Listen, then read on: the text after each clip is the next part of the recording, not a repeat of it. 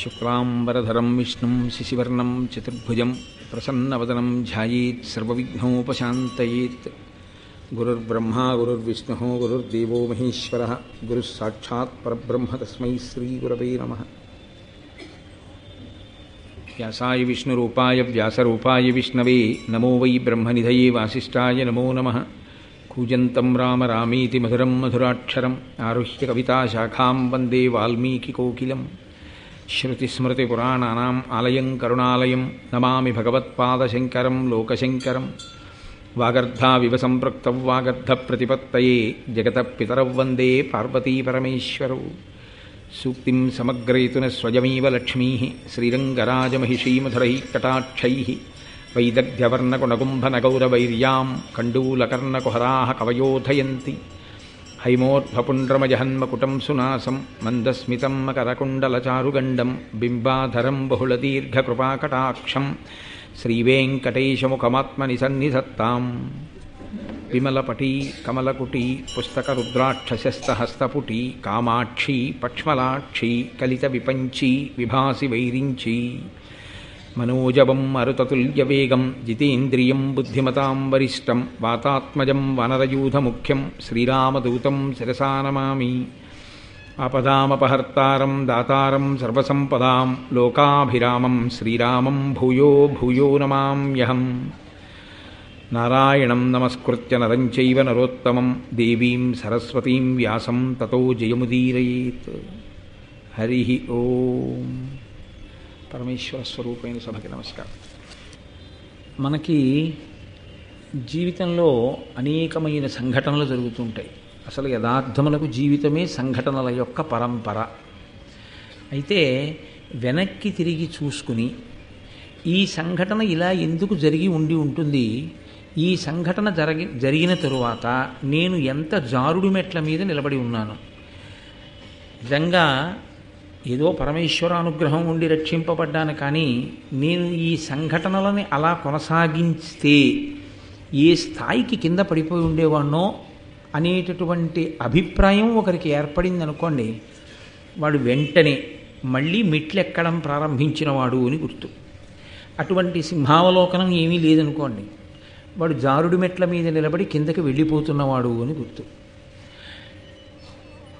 ఒకవేళ అలా సింహావలోకనం చేసుకున్నా, అయ్యా ఇది ఇలా ఎందుకు జరిగి ఉంటుందండి అని అడగడానికి శాస్త్రం తెలుసున్నవాడు, విషయాన్ని శాస్త్రీయమైన కోణంలో విచారణ చేసి చెప్పగలిగినటువంటి వాడు, అలా చెప్పడమే తప్ప చెప్పడం వెనక స్వార్థం లేనివాడైనటువంటి ఒక వ్యక్తి దొరకడం అంతకన్నా కష్టం. ఒకవేళ ఇలా రెండూ కలిసి వచ్చాయనుకోండి, అది వాళ్ళిద్దరితో పోయే విషయం కాదు. అది యుగాలతో సంబంధం లేకుండా జీవకోటిని తరింపచేసేటటువంటి ఒక గొప్ప సంఘటనగా చరిత్ర యందు మిగిలిపోతుంది. లేదనుకోండి, అవి ఎప్పుడూ ఒక సంఘటనల పరంపరగా వ్యష్టి స్థాయిలో, అంటే ఒక వ్యక్తి స్థాయిలో అలా ఉండిపోతాయి. నేను ఏ మాటలు ఇప్పుడు మీతో ప్రస్తావన చేశానో ఆ మాటల్ని నేను కథాపరంగా విశ్లేషించవలసి వస్తే, జనమేజయుడు సర్పయాగం చేశాడు. సర్పయాగం ప్రారంభం చేసినప్పుడు జనమేజయుని యొక్క అభిప్రాయం ఏమిటి? నీ చేస్తున్నది ఒప్పు, మా నాన్నని అంత కఠినంగా చంపినటువంటి ఆ తక్షకుణ్ణి సంహరించడం, తక్షకుని వంశంలో పుట్టినటువంటి సమస్తమైన ఆ పాముల్ని చంపడం ఎంతమాత్రమూ దోషభూయిష్టం కాదు, కాబట్టి నేను చంపేస్తాను అన్నాడు. ఆయన యాగం చేస్తాను అన్నప్పుడు తప్పయ్యా అలా యాగం చెయ్యకూడదు అన్నవాడు ఎవరైనా ఉన్నాడా జనమేజయుడితో? ఎవ్వరూ లేరు. లోకంలో తీరు ఎలా ఉంటుందంటే, మహారాజు మనసులో దీని యందు ప్రీతి ఉన్నది అన్న అభిప్రాయం ఉంటే సాధారణంగా దాన్ని అనుసరించే మాట్లాడతారు. మంత్రులు ఆ సర్పయాగం చెయ్యమని ప్రోత్సహించారు. వాస్తుశాస్త్రం చెప్పాడు ఒక్క ఆయన మాత్రం. ఒక పురాణజ్ఞుడు యాగశాల నిర్మాణంలో దోషం ఉంది, అందుకని ఈ యాగం ఆగిపోతుందని చెప్పాడు. అది కూడా ఒక బ్రాహ్మణుడి కారణంగా ఆగిపోతుంది అని చెప్పాడు ఆయన. పట్టించుకోలేదు జనమేజయుడు. మనము అంతే, వ్యక్తిగత సౌకర్యము, ఆ తర్వాత మనకుండేటటువంటి ఆవేశకావేశములనేటటువంటి పెనుగాలి యందు శాస్త్ర ప్రమాణములు కొట్టుకుపోయేటట్టుగా వదిలిపెట్టేస్తాం. దానికి అందరి నోటి వెంట వచ్చే మాట ఒకటే, ఏం పర్వాలేదులేండి అని విడిచిపెట్టేస్తాం. జనమేజయుడు అదే అన్నాడు, ఏం పర్వాలేదులేండి. ఎందుకు పర్వాలేదులేండి అంటే, శాస్త్రమా శాస్త్రధిక్కారము జరిగేటట్టుగా క్రతువు జరుగుతున్నప్పుడు చెయ్యడానికి అక్కడ సంభారములు చేయించేవాళ్ళు ఎంత గొప్పవాళ్ళైనా అది నిలబడుతుందా అంటే శాస్త్రధిక్కారము చేస్తే నిలబడదు నిరూపించారు. ఆస్తిక మహర్షి వచ్చారు, సర్పయాగం ఆగిపోయింది. నేను మీతో కొన్ని పద్యాలు మనవి చేశాను, ఆస్తిక మహర్షి చదివినటువంటి పద్యాలు. అందులో ఆయన ఒక్కొక్క పద్యంలో ఒక్కొక్క విషయాన్ని స్పృశించాడు. ముందు పరీక్షిత్తుని పొగిడాడు, తర్వాత ఆయన వ్యక్తిత్వాన్ని, జనమేజయుని యొక్క వ్యక్తిత్వాన్ని పొగిడాడు. ఏ కోణంలో? యాగాలు చెయ్యడం, బ్రాహ్మణుల్ని ఆదరించడంలో ఆయన ఎంత గొప్పవాడో చెప్పాడు. తరువాత ఏం చెప్పాడు? లోకంలో అనేక యాగములు జరిగాయి, అందులో సర్వోత్కృష్టమైన యాగములు ఏవి చెబుతూ జనమేజయుని యాగం గురించి కూడా చెప్పాడు. 4వసారి మాట్లాడుతూ జనమేజయుడు ఆ యాగం చెయ్యడం చేత అగ్నిహోత్రుడు ఎలా ప్రీతి చెందుతాడు, తరువాతి కాలంలో అగ్ని వలన ఆయన ఎటువంటి సంపత్తి పొందాలని తాను ఆశీర్వచనం చేస్తున్నాడు, ఈ విషయాలు చెప్పాడు. ఒక్క విషయంలో మాత్రం స్పష్టంగా నువ్వు చేస్తున్నటువంటి ఈ యాగము వలన లోకమునకు ఉపయోగం కలుగుతోంది అని ఎక్కడా చెప్పలేదు. అసలు యాగము యొక్క ప్రధానమైన లక్షణం ఏదైనా ఉంటే 2 ఉంటాయి అందులో. యజమాని ఉండి యజమాని ఒక ప్రయోజనము కొరకు చేస్తే ఇహము, ఇక్కడేదో ప్రయోజనం నెరవేరుతుంది. దశరథుడు చేస్తే రాముణ్ణి కన్నాడు. పరము, ఇక్కడ ప్రయోజనం కొరకు కాదు అని చేస్తే ఊర్ధ్వలోకాల్లో నివసించగలిగినటువంటి గొప్ప శక్తిని యాగము కృప చేస్తుంది. ఈ 2 కాదు, లోకశాంతి. అసలు భారత ప్రారంభంలో జనమేజయుడు అటువంటి యాగంతో ప్రారంభం భారతం. లోకోపకారము కొరకు అందరూ బాగుండాలని చేసేటటువంటి యాగము. ఇప్పుడు జనమేజయుడు చేసేటటువంటి యాగం ఈ 3 ఎందులోకి వస్తుంది? ఈ 3 ఎందులోకి రాదు. ఇహము లేదు, పరము లేదు, లోకోపకారము లేదు. మిగిలినది ఏమిటయింది? కక్ష. కక్ష కొరకు యాగం చెయ్యొచ్చా? ఇన్ని చేసిన నీ అనుభవం ఏమైనట్టు? ఇన్ని చేశానంటున్నావు, ఇంతమంది బ్రాహ్మణుల్ని ఆదరించానంటున్నావు, ఇంతమంది బ్రాహ్మణుల దగ్గర విషయములను తెలుసుకున్నానంటున్నావు, ఇన్ని యజ్ఞాలు చేశావు, ఇంత పరిపాలన చేశావు, తుదకు నీ మనసు యొక్క వ్యగ్రతకి లొంగిపోయి ఆ యాగం దేని కొరకు చేస్తున్నావంటే ఎప్పుడో మీ నాన్నని కరిచినటువంటి ఒక పాము యొక్క ఉద్ధతిని మనసులో స్మరణ చేసి మొత్తం పాముల్ని చంపడానికి యాగం చేస్తున్నావు. పోనీ అదైనా నీ అంత నీకుగా కలిగిన సంకల్పమా? కాదు. ఉదంకుడొచ్చి ప్రచోదనం చేశాడు అటువంటి యాగం చెయ్యమని. ఉదంకుడు ఎందుకు చెయ్యాలి? ఆయన కోపం ఆయనకుంది. తక్షకుడు ఎప్పుడో ఆయనకు అడ్డొచ్చాడు. ఆ గురుపత్ని పౌష్య మహారాజు గారి యొక్క భార్య కుండలములను తెస్తుంటే ఆయన అపహరించి తీసుకెళ్ళి ఇబ్బంది పెట్టాడు అని. కాబట్టి భూతదయ లేకుండా చేసేటటువంటి యాగం ఏ ఫలితాన్ని ఇస్తుంది? కాబట్టి ఆప్ చేసి అన్నాడు. చాలా గొప్ప విషయం ఏమిటంటే లోకంలో తనకి తట్టకపోయినా పెద్దలు చెప్పినప్పుడు వినగలగడం. ఇదొక్కటి లేకే రావణాసురుడు పాడైపోయాడు. ఇదొక్కటి లేకే దుర్యోధనుడు పాడైపోయాడు. ఇదొక్కటి ఉండడం చంద్రవంశంలో పాండవుల యొక్క ఆస్తి. వాళ్ళకి తట్టకపోవచ్చు, కానీ కృష్ణుడు చెప్తే వింటారు పాండవులు. అలా జనమేజయుడు కూడా విన్నాడు. విని ఉత్తర క్షణంలో యాగాన్ని ఆప్ చేసేయండి అన్నాడు. ఇప్పుడు యాగం ఆప్ చేసేసిన తర్వాత అది ఒక సంఘటనగా జనమేజయుడు విడిచిపెట్టి ఉంటే వైశంపాయనుడు భారతం చెప్పడం. నేను మీతో మనవి చేసింది అది. ఎవరు జీవితంలో జరిగినటువంటి సంఘటనని పరిశీలనం చేసుకుని దాని వలన ధార్మికమైనటువంటి ఆర్తి కలిగి ధర్మము పట్ల అనురక్తి కలిగి ఒక మహాపురుషుడి పాదములు పట్టుకొని దానికి ఉపశాంతిని కోరుతాడో అటువంటి వాడికి ఒక మహాపురుషుడు దొరికి జవాబు చెప్తే వాళ్ళిద్దరి మధ్య జరిగినటువంటి సంభాషణ లోకానికంతటికీ ఉపకారం చేస్తుంది. ఇక్కడ జనమేజయుడికి ఒక్కసారి విచారణా స్థితికి వెళ్ళాడు. అసలు నేను ఎందుకు చేశాను ఈ యాగం? నిజమే, ఆస్తికుడు చెప్పిన దాంట్లో ఏం దోషం ఉంది? కేవలం కక్షతో చేశాను. ఈ కక్షకి కారణం పోని తక్షకుడు నాకేమైనా అపకారం చేశాడా? లేదు. తక్షకుడు మా నాన్నగారికి చేశాడు. మా నాన్నగారిని తక్షకుడు పడగొట్టాడని కక్ష పెట్టుకుని ఇప్పుడు నేను యజ్ఞం చేసి కొన్ని వేల లక్షల సర్పములనే కాల్చేశాను. మనిషి మనసులోకి కక్ష అన్నది ప్రవేశిస్తే అంతకుముందు విన్నవి, అంతకుముందు చదువుకున్నవి, అంతకుముందు నేర్చుకున్నవి ఎంత విచిత్రంగా కొట్టుకుపోయారా? కొట్టుకుపోయి ఇంకో ఆలోచన లేకుండా యాగం చేసేసాను అని ఆయన ఊరుకోలేదు. ఆయన ఏమనుకున్నాడంటే నాకెవరూ చెప్పలేదు, అలా చెయ్యొద్దు అని చెప్పలేదు, ఆస్తికుడు చెప్పగానే ఆపేశాను. కానీ నాకన్నా ముందు పుట్టి ఈ రాజ్యాన్ని పరిపాలించి శరీరం విడిచిపెట్టినటువంటి పాండవులు కౌరవులు నాకు తండ్రులు. వాళ్ళకి చెప్పడానికి పరమధర్మమూర్తి అయిన వేదవ్యాసుడు ఉన్నాడు. సాక్షాత్ ఆయన ఆత్మబంధువు. ఎందుచేత ఆ మాటకొస్తే అసలు ఆ పుట్టినటువంటి బిడ్డలలో ఆ వ్యాస స్పర్శ లేకుండా సంతానం కలగలేదు అక్కడ. కాబట్టి ఆయన వంశకర్త అయి ఉన్నాడు. అటువంటి మహాపురుషుడు ఆయన ఉన్నాడా? పెద్దరికం వహించి మాట చెప్పడానికి భీష్ముడు ఉన్నాడా? అడగకుండానే చెప్తాడు భీష్ముడు. మహాపురుషుడు ఆచార్యుడు ద్రోణుడు ఉన్నాడా? కృపాచార్యుడు ఉన్నాడా? ఇంతమంది ఉండి మరి ఎవరు వినకపోవడం వల్ల అంత పెద్ద యుద్ధం జరిగింది కురుక్షేత్రం. వాళ్ళు ఎక్కడో మాట వింటే ఇంత భారతం జరిగి ఉండకూడదు. కాబట్టి వ్యాసుడు ఉండగా ఇది ఎలా జరిగింది? అసలు ఎవరు మాట వినకపోవడం వల్ల జరిగింది? మాట వినకపోవడం అనేటటువంటిది కేవలం స్వభావరీత్యా మాట వినకపోవడం జరిగిందా? అంతకన్నా ఇంకా వెనకాతల కారణం ఏమైనా ఉందా? ఒక వ్యక్తి స్వభావరీత్యా మాట వినకపోవడం అన్నది జరిగి ఉంటే ఇంతమంది మహాత్ములు ఉన్న చోట ఒక్కడే పోయి ఉండాలి. అలా పోలేదు. ఇనపరసనం అంతటినీ అయస్కాంతం ఆకర్షించినట్టు మొత్తం దుష్టశక్తులన్నిటినీ దుర్యోధనుడు ఆకర్షించాడు. దేవతాశక్తులన్నీ ఈశ్వరుడి ముందు నించున్నట్టు దేవతాశక్తుల యందు ఆవిర్భవించిన వారందరూ పాండవుల వైపుకి వెళ్ళారు. దేవతాశక్తులు ఉన్న వాళ్ళైనా మాట వినాలిగా వ్యాసుడు చెప్పినప్పుడు. మరి పాండవులు ఎందుకు వినలేదు? వీళ్ళిద్దరికీ యుద్ధం ఎందుకు జరిగింది అసలు కురుక్షేత్రంలో? ఆస్తికుడు చెప్పగానే నేను విని యజ్ఞం ఆపినట్టు వీళ్ళు కూడా భీష్ముడి మాటో ద్రోణుడి మాటో వ్యాసుడి మాటో విదురుడి మాటో, అంతటి ధర్మాత్ములందరూ సభలోనే ఉన్నారు. కొత్తగా ఎవరినో అడగవలసిన అవసరం లేదు, ఎక్కడి నుంచో తెచ్చుకోవాల్సిన అవసరం లేదు. ఇవాళ నా అదృష్టం కొద్దీ వ్యాసుడు ఉన్నాడు సభలో అడగడానికి. అప్పుడు వాళ్ళకి ఆ ఇబ్బంది ఏం లేదు. ఎప్పుడూ ఉంటాడు భీష్ముడు, ఎప్పుడూ ఉంటాడు ద్రోణుడు, ఎప్పుడూ ఉంటాడు కృపుడు, ఎప్పుడూ ఉంటాడు విదురుడు. ఉన్నవాళ్ళు వాళ్ళు ఏదో తినేసి ఉత్తినే కూర్చోరుగా, వాళ్ళు ఎప్పుడూ ధర్మం మాట్లాడుతూనే ఉంటారు. అది బహుశా మా తాతలు చిన్నతనం నుంచి విని ఉండాలి. జనమేజయుడు పరీక్షిత్తు కొడుకు, పరీక్షిత్తు అభిమన్యుడు కొడుకు, అభిమన్యుడు అర్జునుడు కొడుకు. కాబట్టి మా పితృపితామహులు విని ఉండాలి మాట. ఎక్కడొచ్చింది అసలు దోషం? అసలు భారతం ఎందుకు వచ్చింది? కురుక్షేత్ర యుద్ధం ఎందుకు జరిగింది? ఎక్కడ మాట వినకపోవడం అన్నది జరిగింది.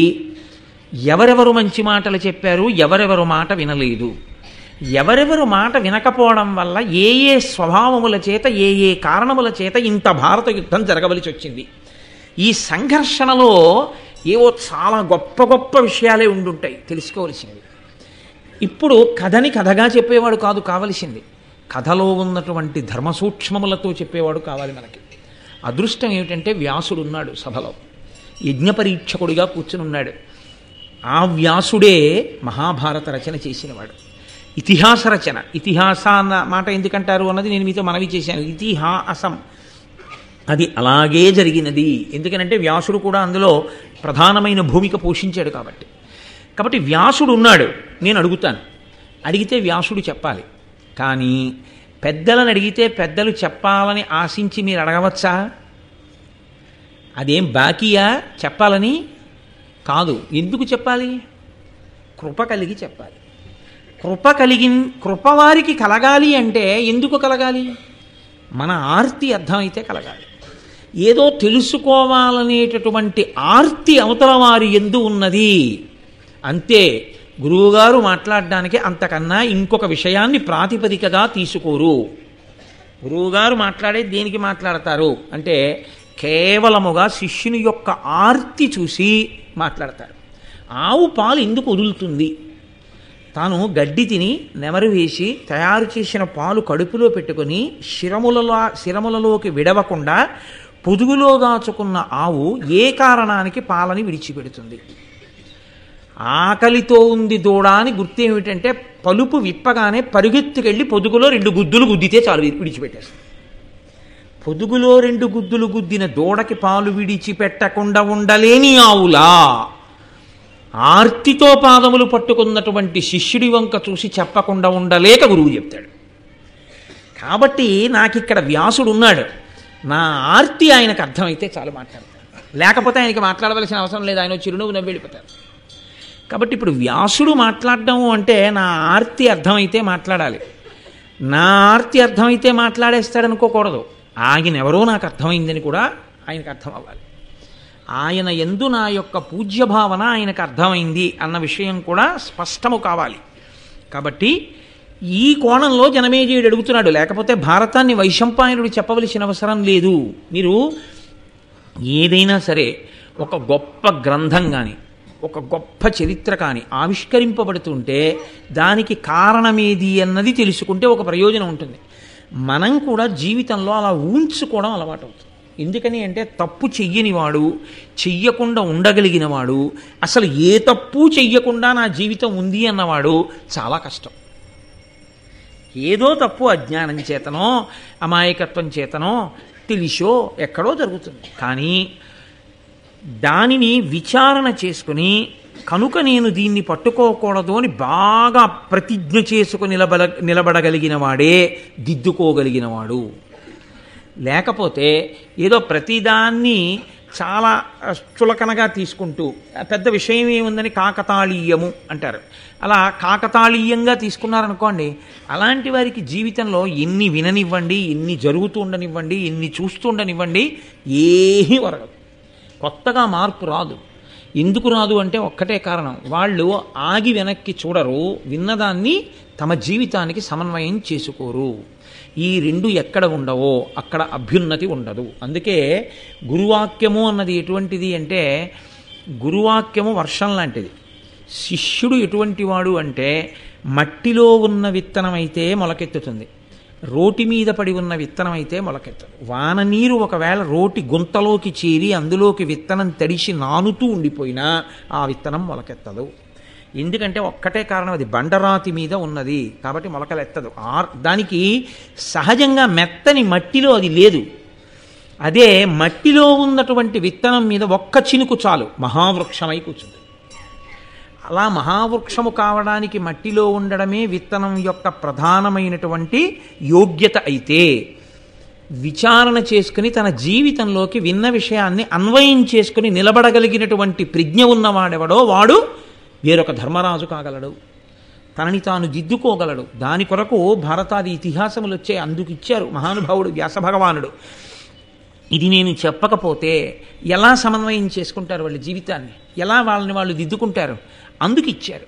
కాబట్టి ఈ సంఘటన జరగడం మీరు కేవలముగా యాదృచ్ఛికము అన్న భావనతో మీరు ఉండకూడదు, నేనుండకూడదు. అసలు మహాభారతమునందు ఈ సంఘటన జరగడమే, జనమేజయుడికి అటువంటి ఆలోచన రావడమే మనకందరికీ కూడా సంస్కార భిక్ష పెట్టింది భారతం. లేకపోతే భారతం ఎలా వస్తుందంటే, రచింపబడిన భారతం అలా ఉండిపోయేది. ప్రవచనంగా మారింది ఎప్పుడు అంటే, ఇదిగో జనమేజయుడి ఈ ప్రశ్న వేశాక ప్రవచన రూపాన్ని భారతం పొందింది. అప్పటి వరకు భారతానికి ప్రవచనం లేదు, అది గ్రంథ రూపంలో ఉంది. అలాగే ఉంటే ఎవరికి వాళ్ళు చదువుకోవాలంతే. ప్రవచన రూపంలోకి ఎప్పుడు మారిందంటే, ఇదిగో జనమేజయుడు వేదవ్యాసుని యొక్క పాదములు పట్టుకుని ఈ ప్రశ్న అడగడం ప్రారంభం చేస్తే అప్పుడు ఆ మహాభారతం ప్రవచన రూపంలోకి మారింది. కాబట్టి అయ్యో నిజంగా ఆస్తిక మహర్షి వచ్చి రక్షించింది పావుల్నా, ఆస్తిక మహర్షి వచ్చి రక్షించింది నన్ను రక్షించాడు, నాకు అమృతం పెట్టాడు. లేకపోతే ఎంత పాపం చేసుకుంటూ పోదునో, ఎంత కక్షతో ఈ యాగం చేద్దునో, చివరికి ఏమి సాధించానని నేను అనుకోవాలి. అలా కాకుండా నన్ను రక్షించాడు మహానుభావుడు. ఇది ఆయన మనస్సులో ఉన్న మాట. కాబట్టి ఆయన సభలో ఉన్నటువంటి వేదవ్యాసుణ్ణి చూసి పరమబ్రహ్మనిధిన్ పరాశరసుతున్ బ్రహ్మర్షి ముఖ్యున్ దయాపరు కౌరవ్య పితామహున్ జనహిత ప్రారంభు కృష్ణాజినాంబరు నీలాంబుదవర్ణ దేహు అనురూప ప్రాంశు ఉద్యద్దివాకర రుక్పింగ జటాకలాపు గత రాగద్వేషు నిర్మత్సరున్. వ్యాసుడన్న మాట ఒక్కటే వదిలిపెట్టేసి, ఆయన పేరు విడిచిపెట్టేసి జనమేజయుడి గుండెలో వ్యాసుణ్ణి తీసుకొచ్చి చెప్తున్నారు మనకి. జనమేజయుని గుండెలో వ్యాసుని పట్ల ఉన్న పూజ్య భావన. ఒక గురువుగారి దగ్గర కూర్చున్న శిష్యునికి అభ్యున్నతి ఎప్పుడు అంటే, గురువుగారి మీద ఆ పూజ్య భావన ఉంటేనే. ఆ పూజ్యభావన గురువుగారి మీద లేనినాడు అది శిష్యుడికి కొత్తగా ఏమీ తీసుకొచ్చి ఇవ్వదు, ఆయనకేమీ ఆర్ద్రత కల్పించదు, సంస్కార బీజములను నాటలేదు. అందుకే పేరు విడిచిపెట్టేశాడు. అసలు విడిచిపెట్టేసి వ్యాసుని గొప్పతనాన్ని స్మరిస్తున్నాడు జనమేజయుడు. పరమబ్రహ్మనిధిన్, సాక్షాత్తు పరబ్రహ్మమే రాశీభూతమై నా కన్నుల ఎదుట కూర్చుని ఉంది. పరాశరసుతున్, పరాశర మహర్షి యొక్క కుమారుడు, బ్రహ్మర్షి ముఖ్యున్, బ్రహ్మర్షులలో ముఖ్యమైనవాడు, దయాపరున్, ఇందుకు కదు మాట్లాడాలి, దయ కలిగినవాడు, కౌరవ్య పితామహున్, కురువంశమునకంతటికీ కూడా పితామహ స్థానమునందున్నవాడు, జనహిత ప్రారంభు, జనమునకంతటికీ కూడా హితమును కల్పించడము అనేటటువంటి మార్గమునందు అష్టాదశ పురాణములను వేద విభాగమును చేసి లోకానికి 4 మంచి మాటలు చెప్పి జనాన్ని మంచి మార్గంలోకి మళ్లించడం అనేటటువంటి ప్రక్రియని ప్రారంభం చేసిన మహాపురుషుడు.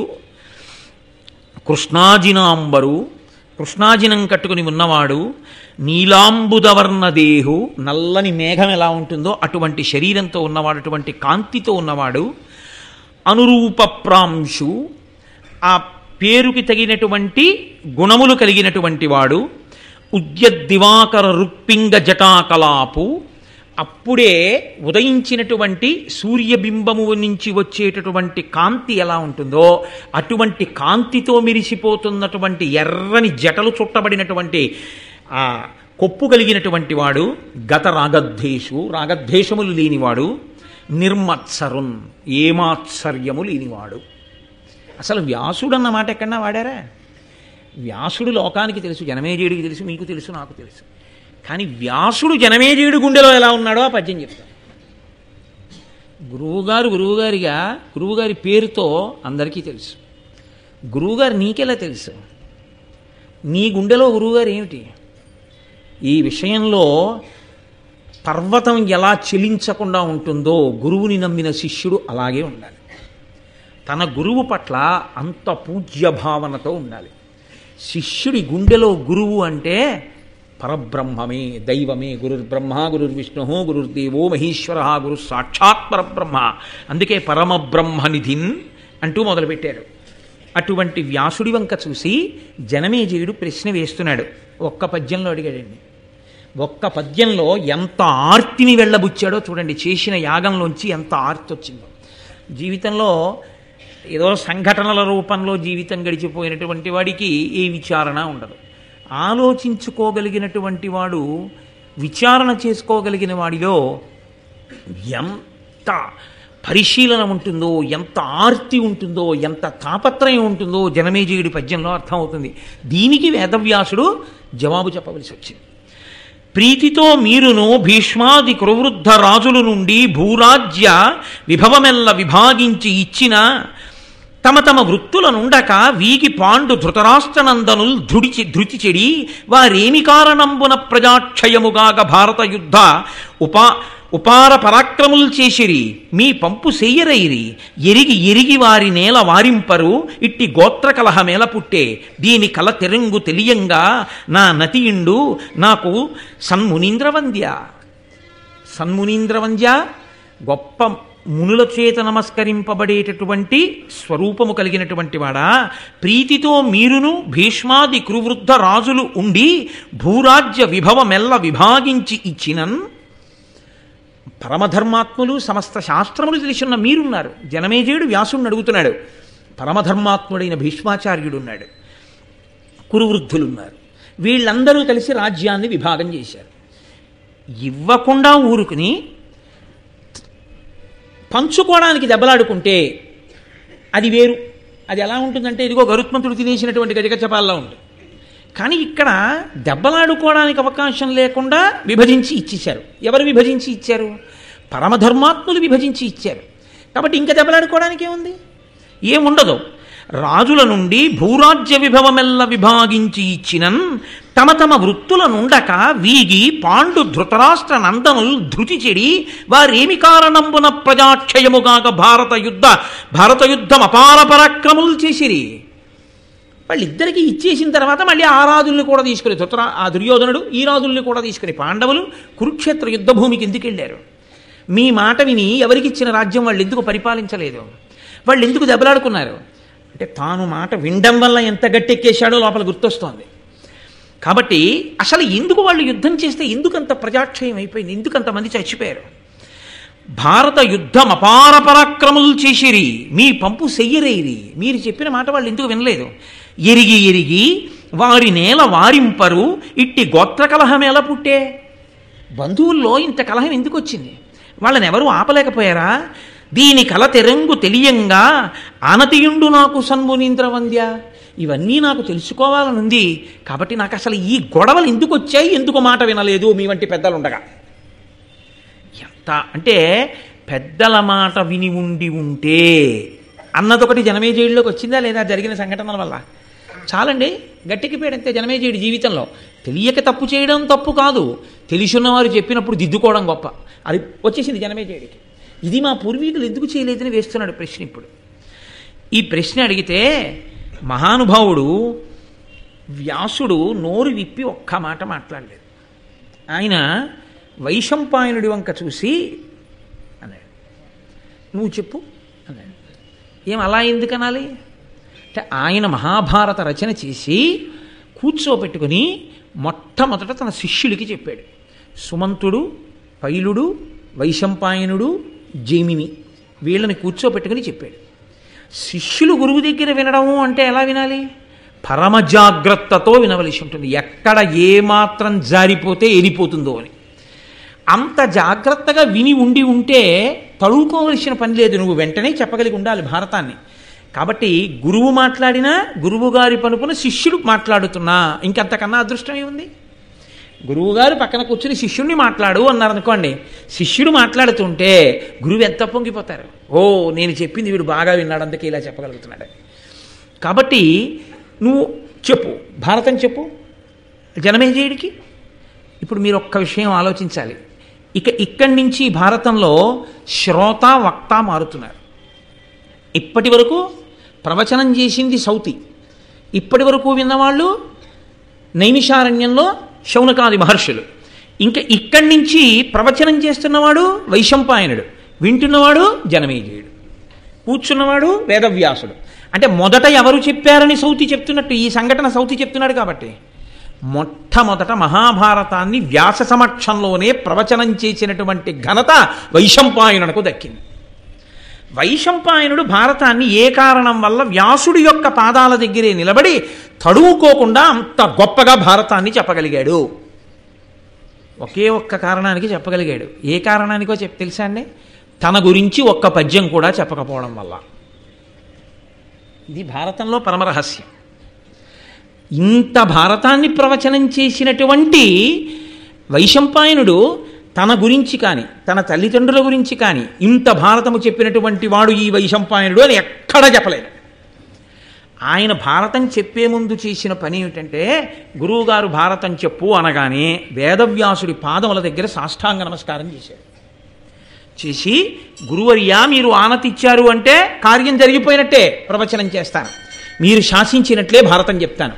వ్యాసుడి గురించి చెప్పాడు తప్ప అసలు తన గొప్పతనం ఎక్కడా ఆయన మాట్లాడలేదు. వ్యాసుడికి నమస్కారం చేసి వ్యాసుడి గొప్పతనాన్ని, భారతం యొక్క గొప్పతనాన్ని చెప్పాడు. సంక్షేపంగా ఒక్కసారి మహాభారతాన్ని అంతటినీ చెప్పేశాడు. చెప్పేసి ఆర్తి కలిగిన శిష్యుడైతే ప్రశ్న వేస్తే వివరణ చెయ్యాలి.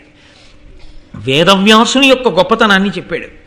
మహానుభావుడయా ఈ వ్యాసుడు, ఈయనే అష్టాదశ పురాణములను ఇచ్చాడు, ఈయనే పంచమవేదమైనటువంటి భారతాన్ని ఇచ్చాడు, ఈయనే వేద విభాగం చేశాడు. అటువంటి వ్యాస మహర్షి పనుపున నేను ఇదిగో ఈ భారతాన్ని ప్రవచనం చేస్తున్నాను. అదొక్కటే మాట. తన గురించి ఒక పద్యాన్ని వైశంపాయనుడు చెప్పలేదు. అంటే అసలు మహాభారత ప్రవచనాన్ని వినేటటువంటి శ్రోత ఒక విషయాన్ని బాగా దృష్టిలో పెట్టుకుని ఉండాలి. వైశంపాయనునికి అంత కీర్తి, శాశ్వతత్వము దేనివల్ల కలిగాయి? సొంతంగా ఏది చెప్పాలా, వ్యాసుడు చెప్పిందే చెప్పాడు. కానీ వ్యాసుడు చెప్పింది చెప్పడం వల్ల నేను ధన్యుండనుకుని చెప్పుకుని శాశ్వతుడైపోయాడు తప్ప నేను ఫలానా అని చెప్పుకుని చెప్పలేదు.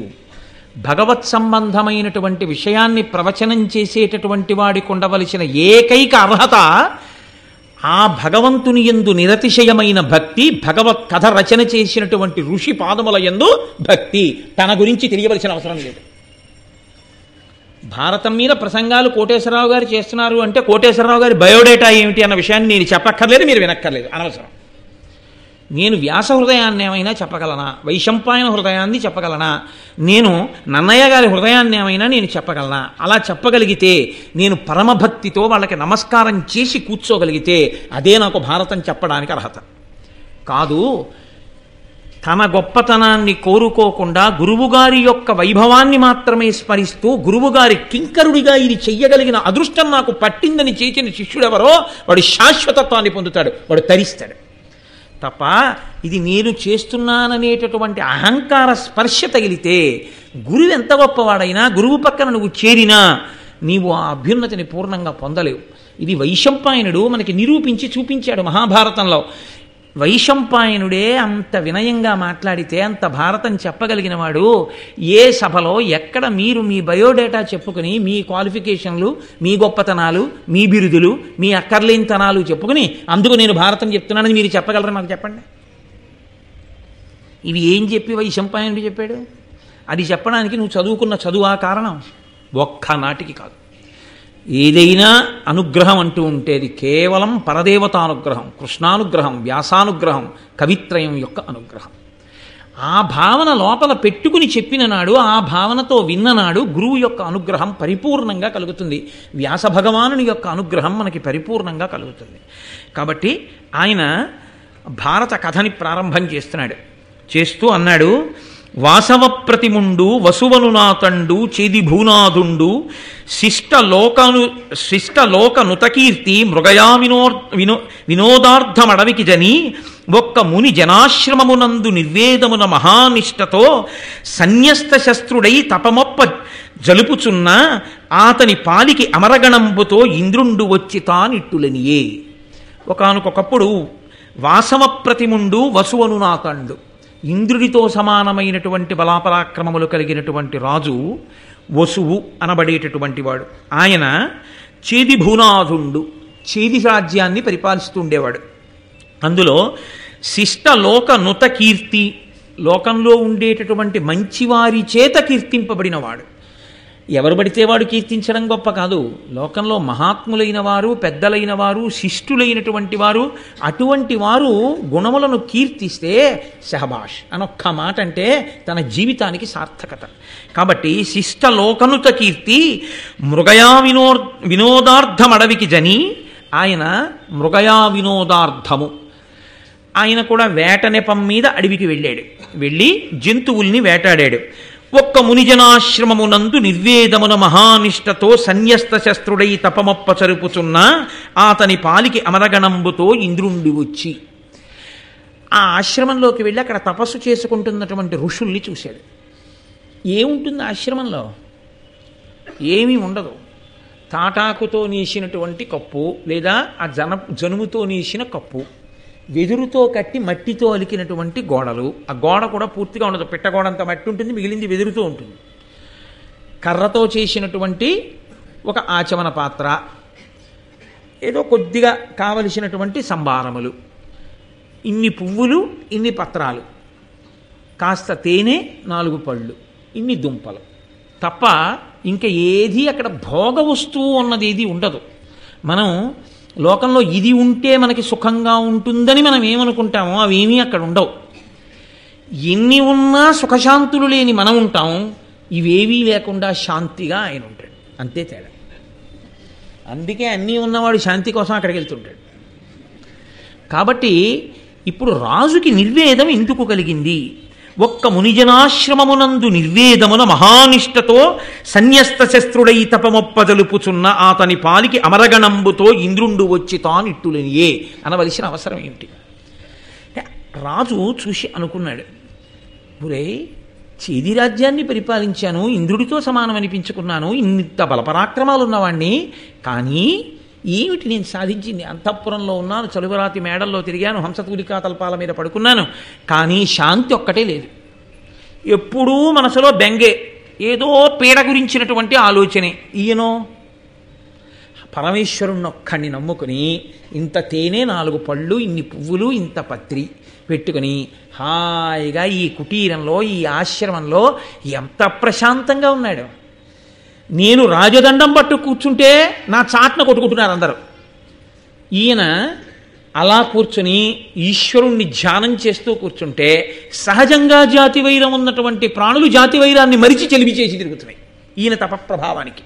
ఇది కదురా అసలు మనిషి శాంతిగా బతకడం అంటే. ఇది ఏమిటి నేను పొందింది ఆ రాచరికంలో, ఏమిటి నేను పొందింది ఆ ఐశ్వర్యంలో, వద్దు అని ఇది నిర్వేదము. అయ్యో నేను చేసింది నాకు దేనికి పనికొచ్చిందన్న భావన కలిగి ఆయన కూడా సైన్యాన్ని దూరంగా పెట్టేసి ఆ అస్త్రాలు శస్త్రాలు తీసి అవతల పారేసి చిచి వీటి గొడవ ఇంకొద్దని ప్రశాంతంగా కూర్చుని తపస్సు చేసుకోవడం మొదలెట్టాడు. చాలా చిత్రమైన విషయం కదండి. మార్పు రావడాన్ని మాట్లాడుతోంది భారతం అని మీరు గుర్తుపట్టాలి. జనమేజయుడు మార్పు దగ్గర మొదలుపెట్టి మార్పు రావడాన్నే మాట్లాడుతోంది. ఇంకాను ఇప్పుడు ఆయన దగ్గరికి ఇంద్రుడు అమరగణములతో వచ్చాడంటే దేవతాగణములతో కూడినటువంటి వాడై ఈయన దగ్గరికి వచ్చాడు. వచ్చి ఒక గొప్ప విమానాన్ని ఒకదాన్ని ఆయన దగ్గర పెట్టాడు. ఉన్నవి కాక కొత్తవి చేర్చాడు. చూడండి, అది విచిత్రం. ఇచ్చి అన్నాడు, నీవు నాకు సఖుడవు, ఇక నుంచి కేవలం భూమి మీద గొప్పతనం కాదు, ఈ విమానంలో నువ్వు స్వర్గలోకానికి వస్తుంది. కాసేపు నా దగ్గర 2-3 రోజులు ఉంటుండు, వెళ్ళిపోతావు.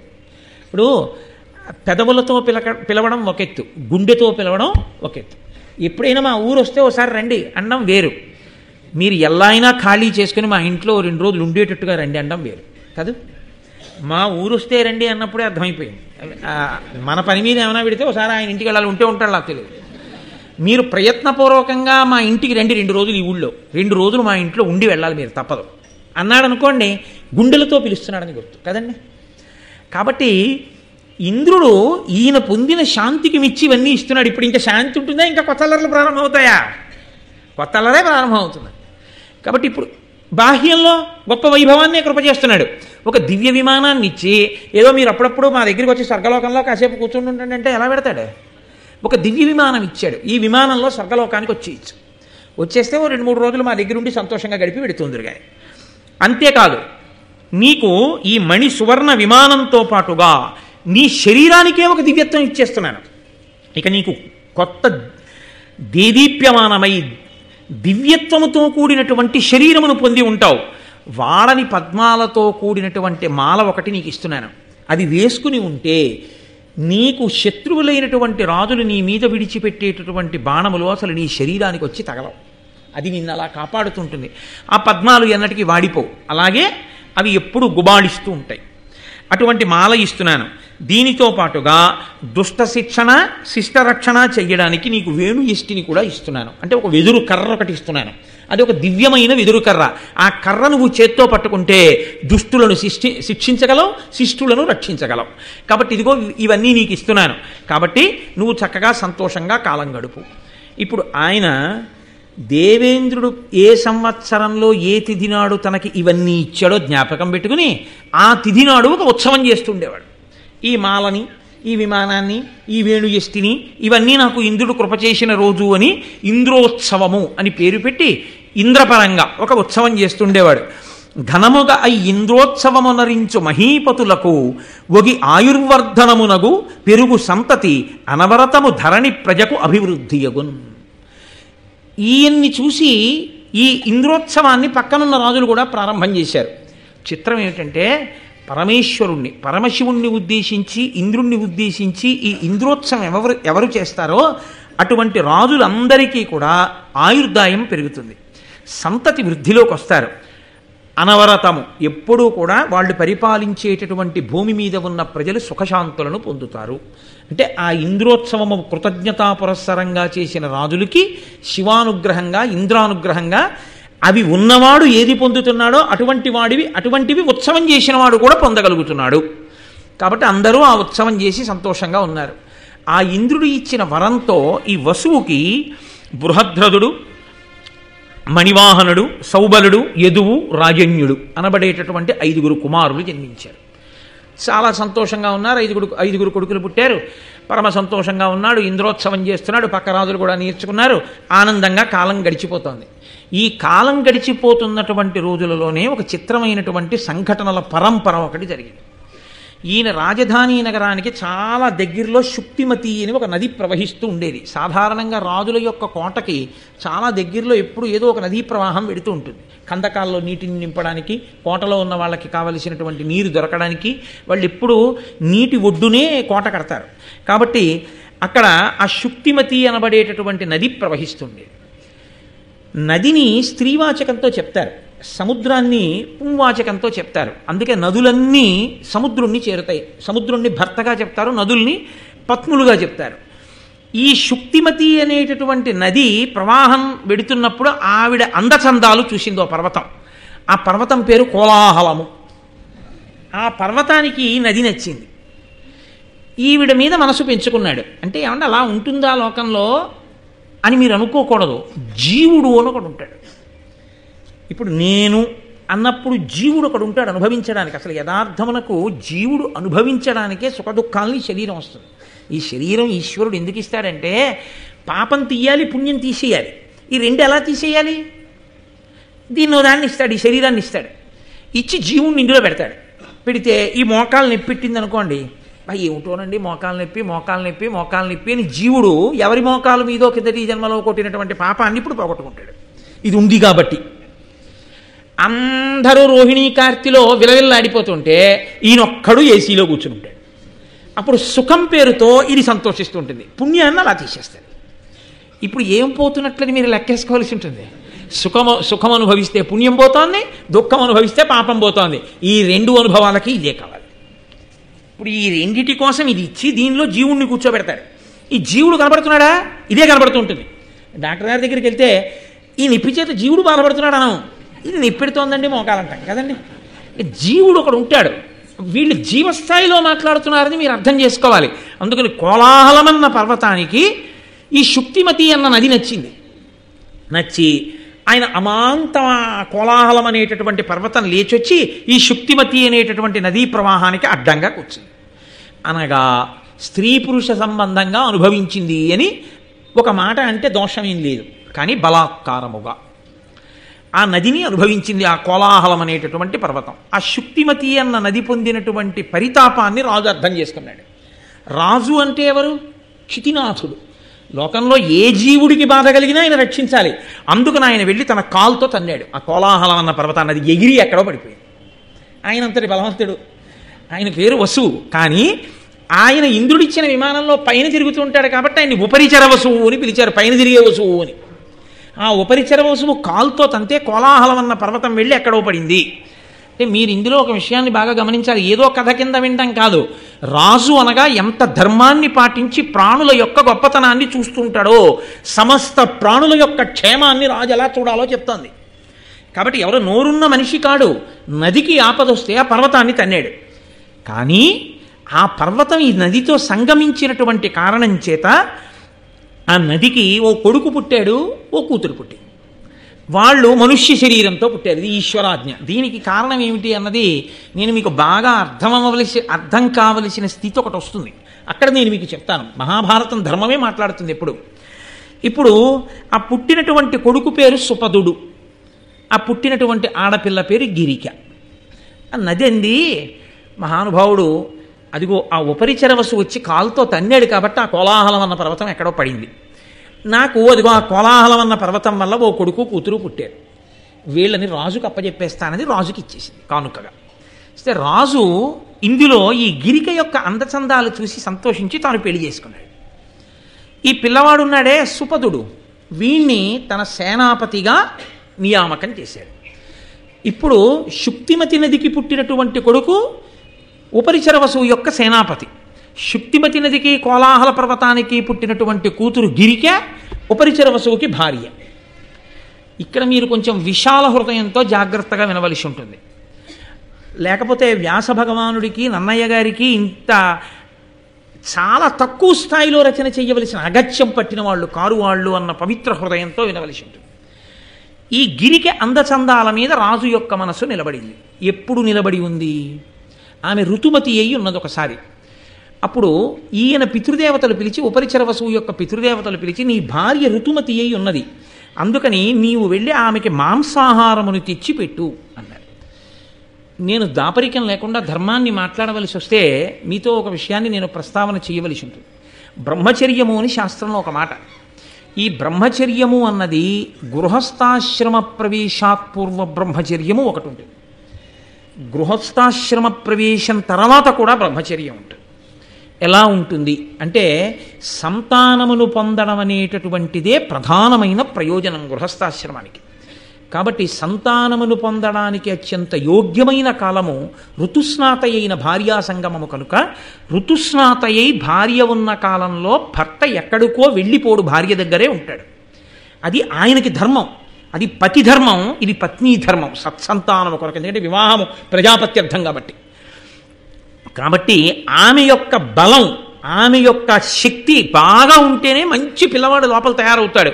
ఆమె ఋతుమతి అయ్యింది కాబట్టి, క్షత్రియుడివి కాబట్టి వేటాడి మాంసం తెచ్చి ఆవిడికి పెట్టు. ఆమె ఋతుస్నాత అయిన తర్వాత నువ్వు సంగమిస్తే మంచి సంతానం కలుగుతుంది. అది ఆంతరవాక్కు.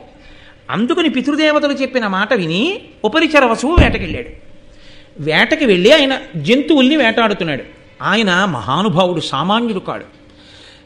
నన్నయ్య గారు ఆయన్ని అమోఘవీర్యుడు అని పిలిచాడు.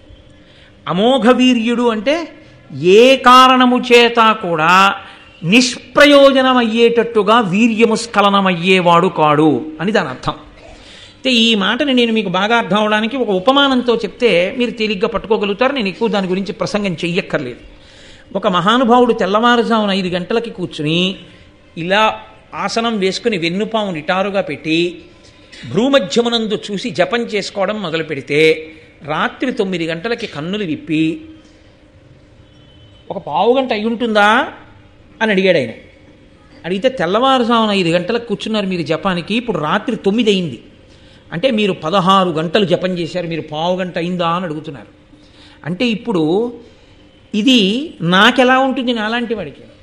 అమోఘం రా మహానుభావుడు, 16 గంటలు అసలు కూర్చున్నవాడు కూర్చున్నట్టు ఇలా ఎలా ఉన్నాడు జపం చేస్తూ? అంతసేపు కూర్చుని పైగా పావుగంట అయిందా అని అడిగాడా?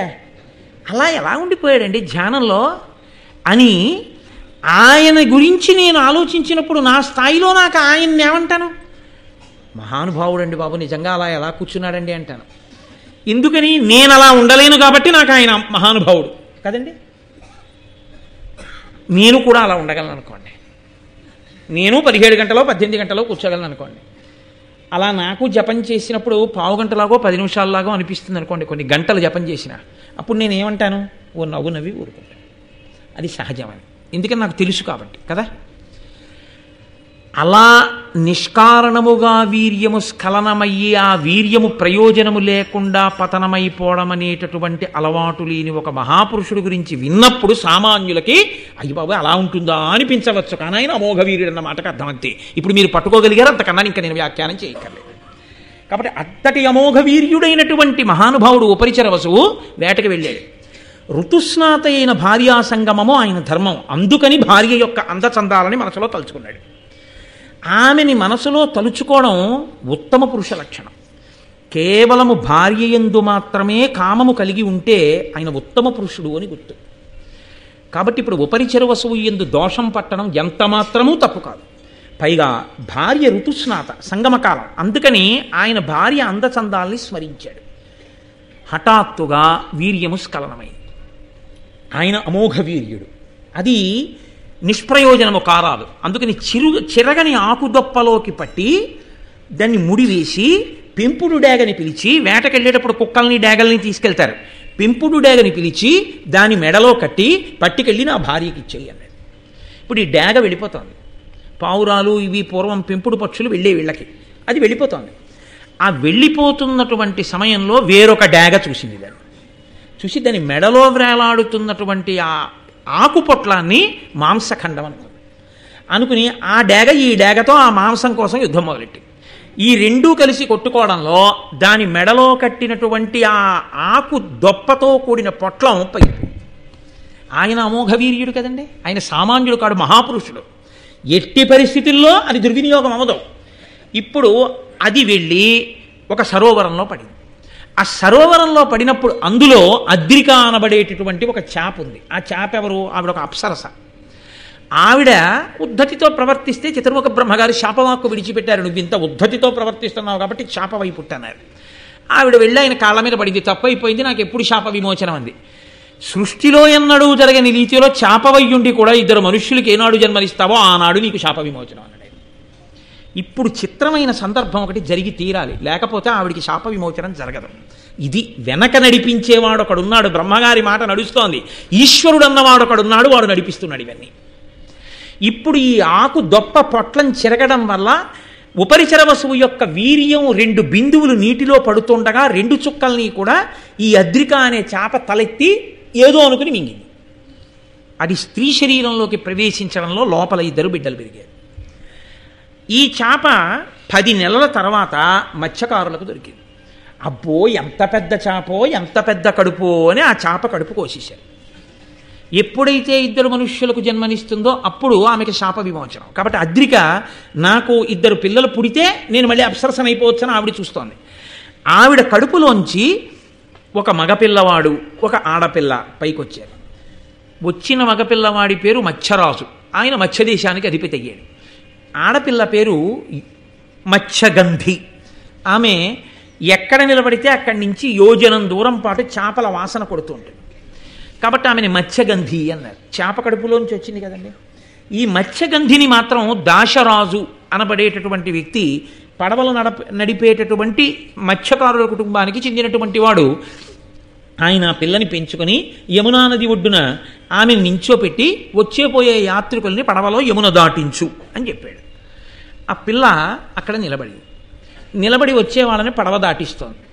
దాటిస్తుండగా పరాశర మహర్షి వచ్చారు. పరాశర మహర్షి అంటే ఎవరు? వేదవ్యాసుని కన్న తండ్రి, మహానుభావుడు, శక్తి మహర్షి యొక్క పుత్రుడు. అంతటి మహాపురుషుడు తీర్థయాత్రకు వెళ్ళాడు.